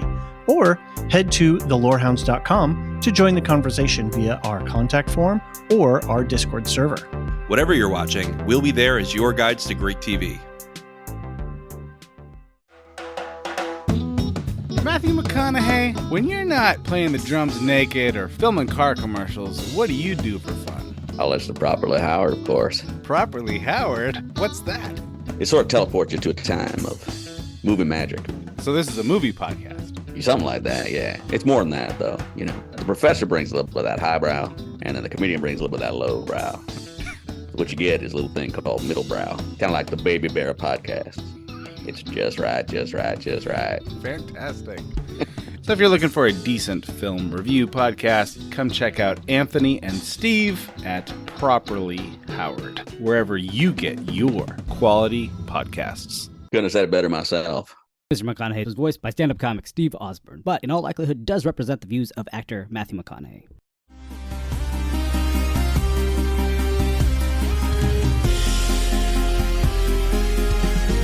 And we're back. David, time for listener feedback. Sounds good. We got a bunch this time, so keep it coming, y'all. We are heading into our season wrap-up. So remember, we'll do one more podcast after the final episode. And that'll be a largely feedback episode. So make sure you send it into empire@thelorehounds.com or hit us up on our website, and you can use the contact form or voicemail. And we can even grab a few things off the Discord. All right. First up is Kim M. She used the contact form. She says, "Hey, Hounds, I'm listening to your pod in episode 7 of Foundation, and a thought struck me. When Demerzel tells Sareth that, to quote, to my knowledge, I am the only one left. Is it possible Demerzel could have made more robots? Could Calais be a robot that Demerzel made? Is it possible that Demerzel is following Harry's plan? Thanks." Thanks, Kim. John, thoughts? Yeah, I think that leaves wiggle room, but also, I mean, she could lie to Sareth. I mean, she has lied to Sareth before, right? You know, I think that there's nothing in her programming that would prevent her from doing that. So, yeah, she could have made more, although I don't know if she would make more or if she would delegate a little bit. Maybe Calais is a robot, right? And maybe Calais is building up the army. Demerzel's keeping Empire in check. And yeah, it's a cool idea. John, as I realize here too, I just, Kim M sent in 3 emails to us, and I didn't realize that, so I'm just going to combine them here really quickly. She's got 2 more things. She says about Hober Mallow and the fact that he sold over 38 of Selden's finger bones after his death. She says, I'm thinking whoever cloned Harry on Una's world is one of those entities that bought a finger bone or 2, ? And they needed the Prime Radiant so they could download Harry's consciousness into a clone.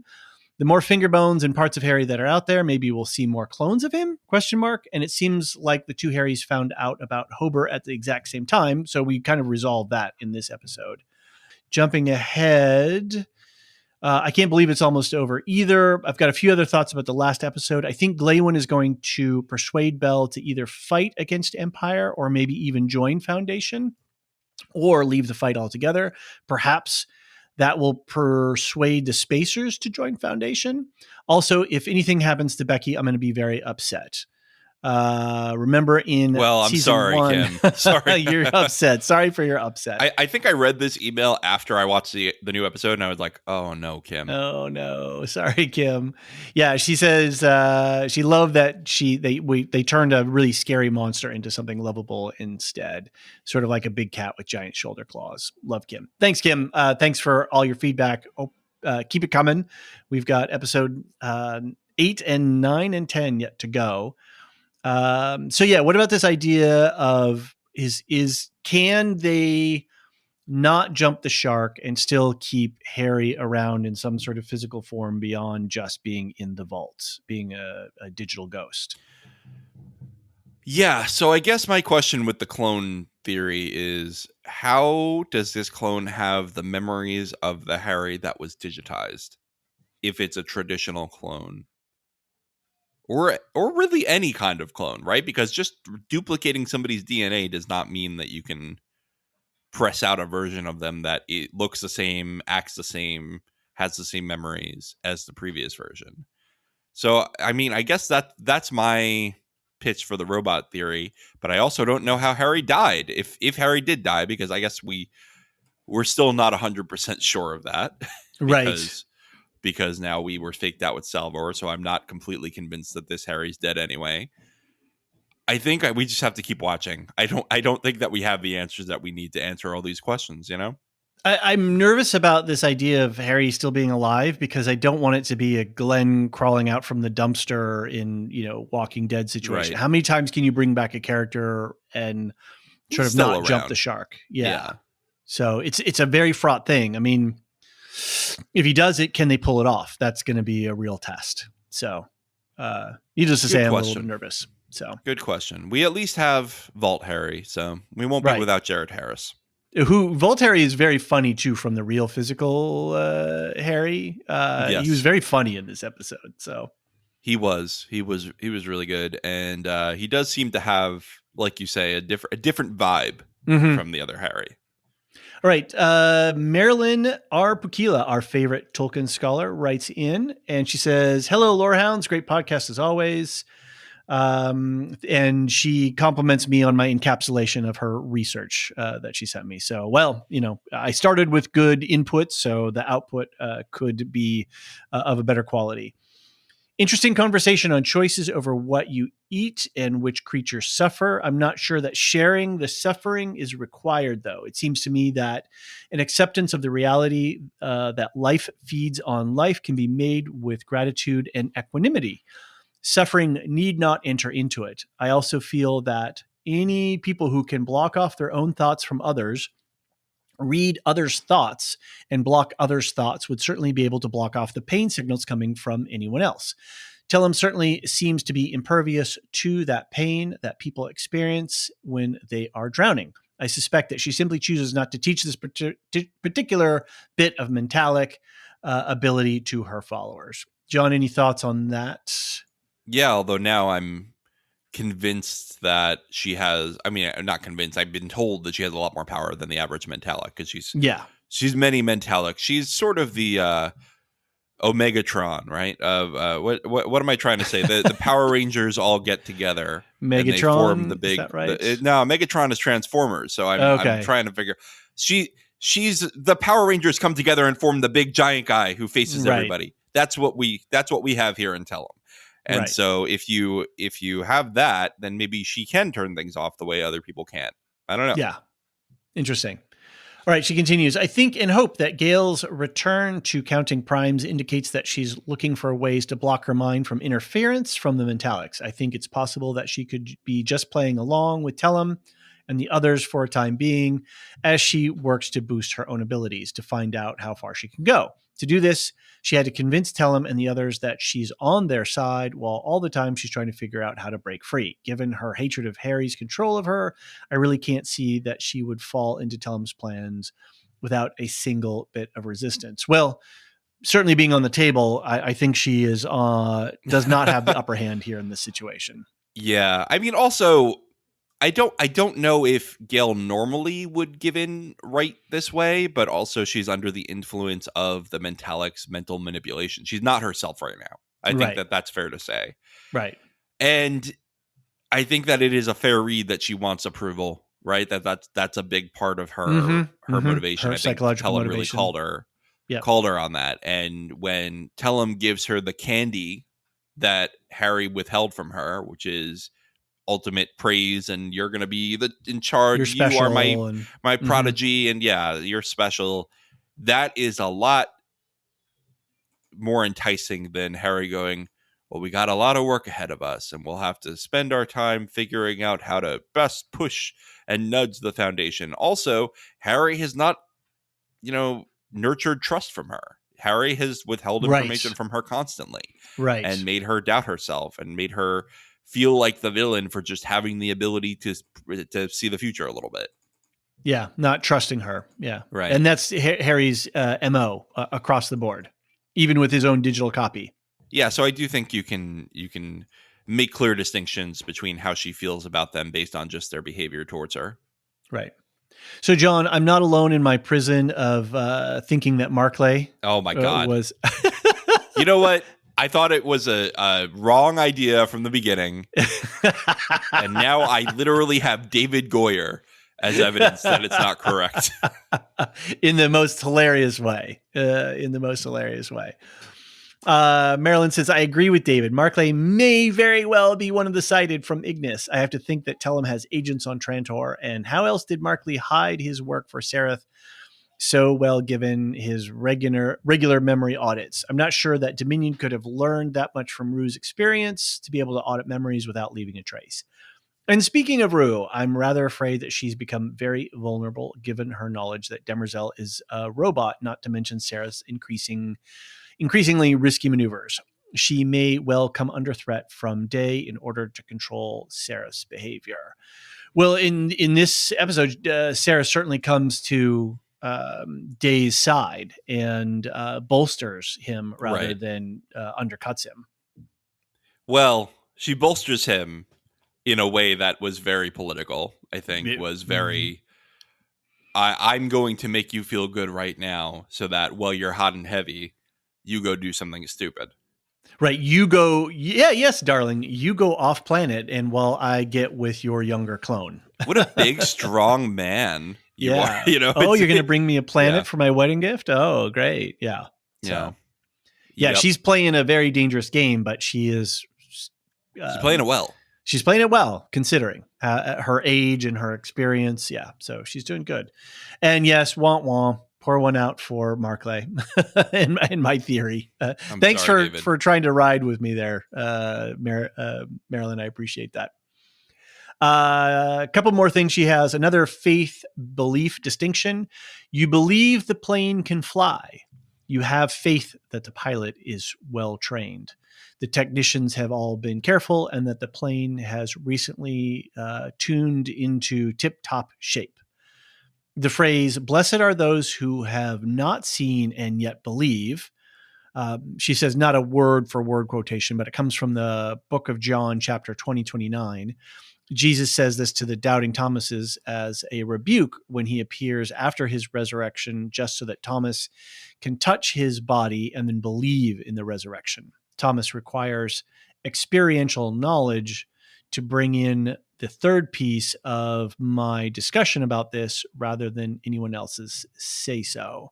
So yeah, this idea of needing a physical object to root your belief in something, root your faith. Yeah. I buy that. I mean, you have Polly, who actually saw the Prime Meridian, right? And saw the events of the first crisis and saw the way the Vault behaved before Zeldin came out the first time. That's a lot different from Constant, who takes everything at the word of her elders. Right. All right, she concludes, I have to say the quality of this show is giving all other shows a real run for their money. I'm going to be spoiled for anything of lesser quality from now on. And your podcast is the finest of any of the Foundation ones that I've heard, although I do recognize my own bias in the matter. Thanks, Marilyn. Yeah, I'm not sure it's a totally fair review, you know? Yeah. They're not going to let you write that one on the New York Times. John, last episode, we missed a voicemail from Brian 8063. Brian, apologies for that. Sorry. Vacation scheduling, and all that kind of stuff. But we have it here. So John, you want to cue that up? Yeah, let's do it. Hey, John and David. I don't know if this will play a little while later, but David, I hope you had a relaxing vacation. I did. Thank you. Great insights on the podcast for Foundation. Thank you both for that. I'm interested in the church/religious component of the Foundation. I read a couple of the books many years ago, so I don't remember much of anything. John, you mentioned the Crusades in a previous podcast, and I was thinking the same thing. Then Harry mentioned that the church is probably a phase. I think this ties into Asimov himself. From what I've learned, he was an atheist and Jewish. He was not a practicing Jew, so like Harry, I bet he did not think much of practicing religion. So the show might be a reflection here. Because Asimov might be suspicious of a church, society will evolve out of it. The church in this show reminds me of the church in the Middle Ages, where relics were sold, clerics stood between the people and God, and played a major social and political role in society. However, this Foundation Church seems to have a weaker political hold, and the clerics seem to have fewer rituals. What I mean by that is that the people don't go to a church or listen to clerics talk at length about God in a regular fashion. It's more of a show, and I'm not sure when or how often this show is done. I could see this church collapse as I don't see deep roots being planted. Maybe it's not examined in the show, which is why I feel this way. Anyway, this season is better than season 1, in my opinion. The Empire storyline, my favorite, is improving with all the political intrigues and genetics, and I'm also coming around to the Harry, Gale, Salvor storyline as the plot gets more twists. I wasn't invested in that storyline in season 1. I found it kind of confusing, but it's gaining importance to the overall show. Thanks again, and cheers to everything you do. Brian 8063. Thanks, Brian. Always great stuff when Brian writes in, who he himself is a bit of a historian, I believe, in his profession. I think we even talked with Goyer a little bit about season 1, and he conceded the fact that, look, we just had to lay a lot of track, and sometimes that's not easy to do from a entertainment storytelling standpoint. We just got to set up structures, and that's just the nature of the beast. Yeah. It's how do you tell a story without establishing the world, right? We spend a lot of time setting up the Shire and Frodo and everybody in the Lord of the Rings, and that's fine. It's because you have the trilogy, which he would have called one book, to set up, to get through that whole story. And here we had to get through what is the Clone Dynasty just to get to the point where you can play with that, and you can't play with something you haven't established.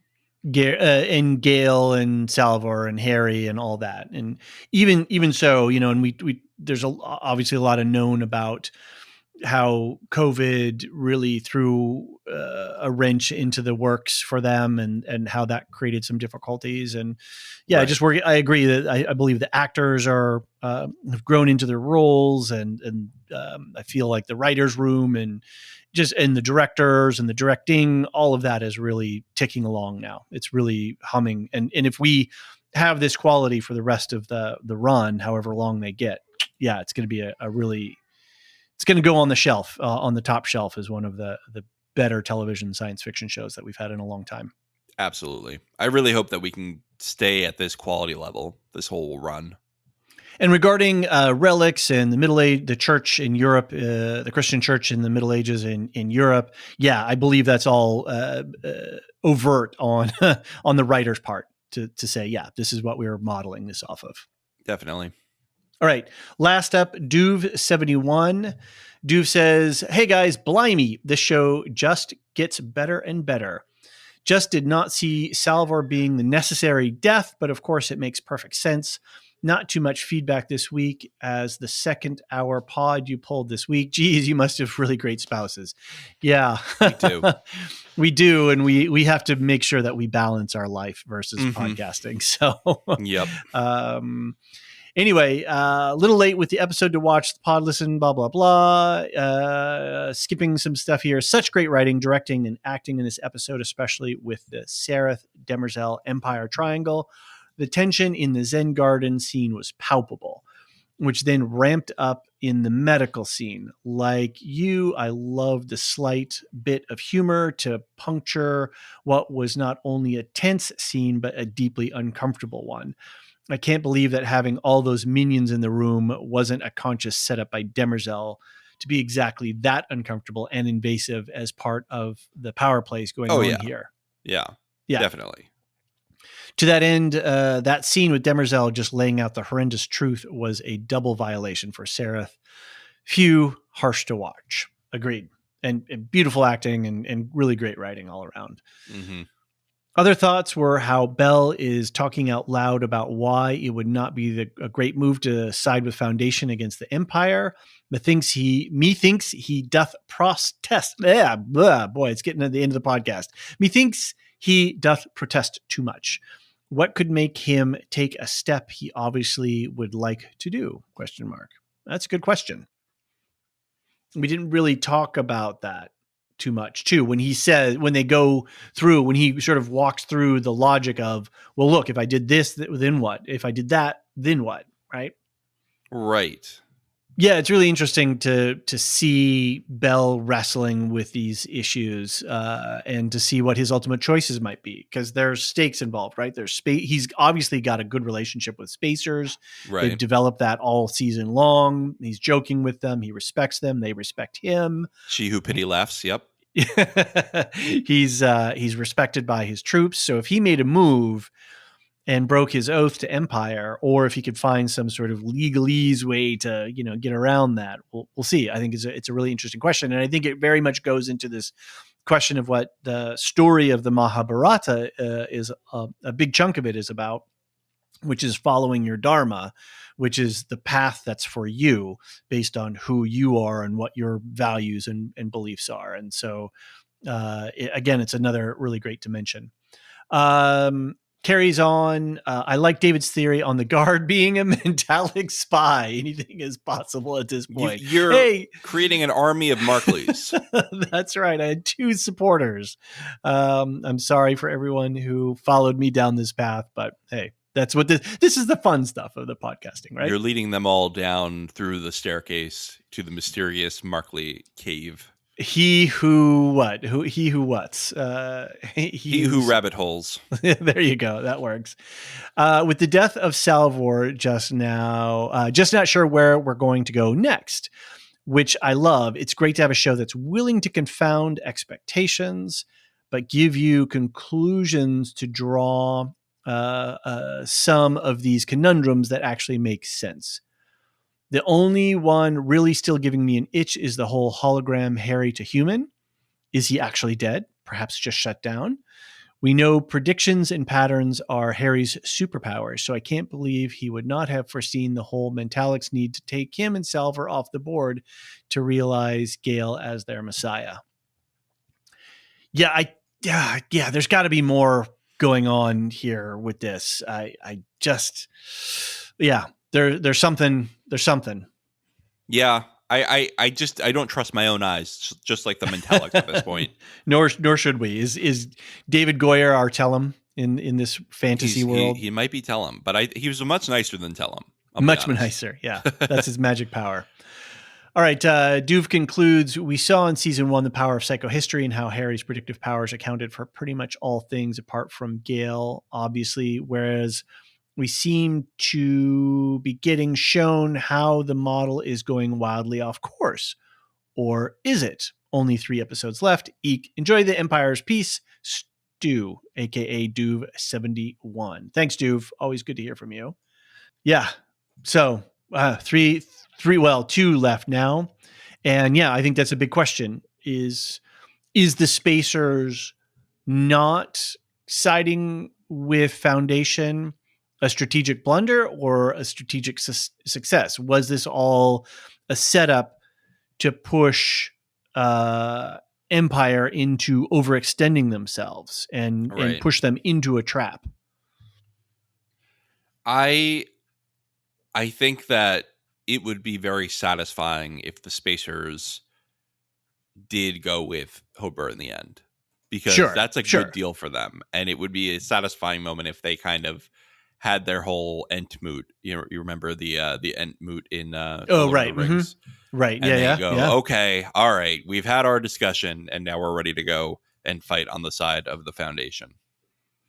Is that where they got the oxen moot from? Maybe it is. Yeah, maybe it is. I never understood To moot. where moot.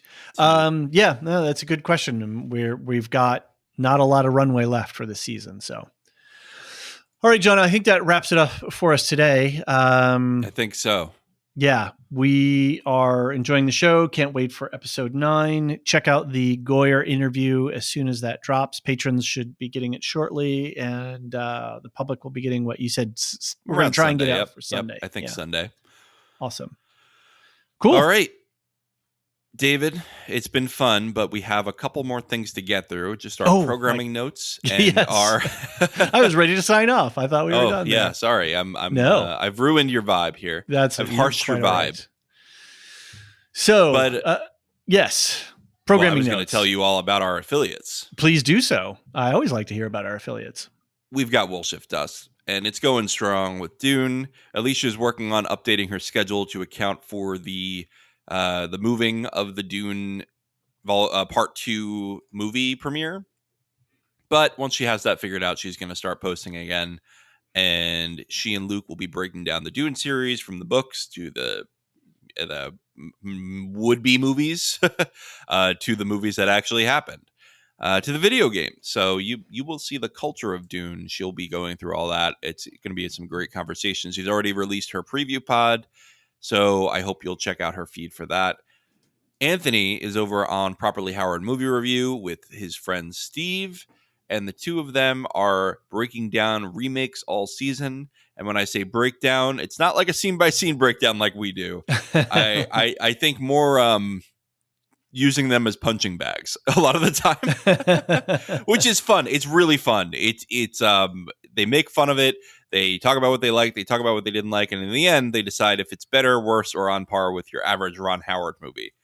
And I love that framework. We were on their Dune podcast. They just did RoboCop. They're about to do The Wolfman and The Wicker Man. They got plenty of stuff coming. They pitched the sequel to Cocaine Bear on the RoboCop podcast. So it's not like good. You have to be hyper-focused on this movie that they're talking about. They can just talk about anything on the podcast. And it's like you put it on in the car. It's like taking a road trip with your friends who are very funny. I think that's a really important point too, is that you don't have to watch the movie that they're talking about to enjoy the podcast, because they talk about, do sequels work? How do they work? They talk a lot about cultural references. It's a really wide ranging discussion. So don't feel locked in just because it's a movie you haven't seen or might never see. Yeah. Because it's a much broader conversation. All right. And for us, it's just Foundation, Ahsoka, and Wheel of Time. Wheel of Time. That's what we're living in. Yep. Just dropped this morning, John. You pushed out. Thank you so much. I mean, queuing all of those episodes to drop all ahead. We got screeners for those, so we're ahead of the curve. I just watched 3 episodes out. Yep. Right. I just watched 4 last night. So yeah, we're going to be rolling with that and Ahsoka at the same time. So that's really our big focus for the moment. We're allowed to give our general impressions now. And I got to say, Wheel of Time Season 2 is great. It is much, much better than Season 1. So if you were kind of out on it after Season 1, which I a little bit was, like I was having a hard time with it after Season 1. It's much better. They're really doing a much better job. And I think part of that is they don't have COVID restrictions. They have sort of found their footing on what they're doing, and it is a pleasure to watch. I look forward to it every time I can watch an episode. We've seen the first half of the season. We may get screeners for the second half. We're not totally sure yet. But it's such a great season so far, and I hope you'll join us for our 6 hours of discussion that just dropped. Yeah. Well, yeah, and we decided we would do individual episodes because we did get access to screeners so that as you watch it, you can take your own time and catch up with the pods being there, because it is a lot of content to watch, let alone listen to. But it is. I think, and I addressed this in one of the episodes, like if you're fantasy adjacent or you're in fantasy and sci-fi, but you haven't read this stuff, definitely, use the pod, because I think we try to make sense of a lot of it, because there's a lot going on in this season if you're not caught up. So yeah, lean on us. We got you. Absolutely. And with Ahsoka, we're just having a good time with our cereal. So join us, grab your pajamas, and let's keep going down the Star Wars pipeline, I guess. Definitely. Okay, John, we should get the heck out of here. But before we do that, we do have to thank our Patreon Lore Master subscribers and all our patron subscribers. Thank you, everyone. We're closing in on 100 subscribers. It's hard to believe. It's such a small number in some ways, but it's such a huge number. I think all these people, their hearts are bigger than their feet. Ha, ha, ha. And we always like to say thank you so much for your support. To our lore masters, Samartian, Cyrus, Mark H., Michael G., Michelle E., David W., Brian P., Nick W., SC, Peter O.H., Bettina W., Adam S., Nancy M., Lavinia T., Duve71, Brian 8063, Frederick H., Sarah L., Gareth C., Eric F., Matthew M., Sarah M., DJ Miwa, Andra B., Kwang Yu, Laura G., Deadeye, Jedi Bob, Nathan T., and Alex V. Our gratitude forever. Thank you so very much. And thank you to all our subscribers. We really do appreciate you a lot. You guys help keep us on, we've got lots of things that we have to keep track of, and we couldn't do all of that without your material support.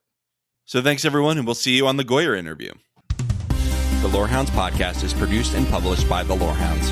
You can send questions and feedback and voicemails at thelorehounds.com/contact. Get early and ad-free access to all Lorehounds podcasts at patreon.com/thelorehounds. Any opinions stated are ours personally and do not reflect the opinion of or belong to any employers or other entities. Thanks for listening. There's a ton of great nerdy TV out this fall, from the new Star Wars live-action Ahsoka show to the epic journey of the Wheel of Time. The Lorehounds have got you covered with full recaps, deep discussions, and answers to listener questions. Search for the Lorehounds on your favorite podcast app, including YouTube and Spotify, for a fire hose of science fiction and fantasy. Or head to thelorehounds.com to join the conversation via our contact form or our Discord server. Whatever you're watching, we'll be there as your guides to great TV.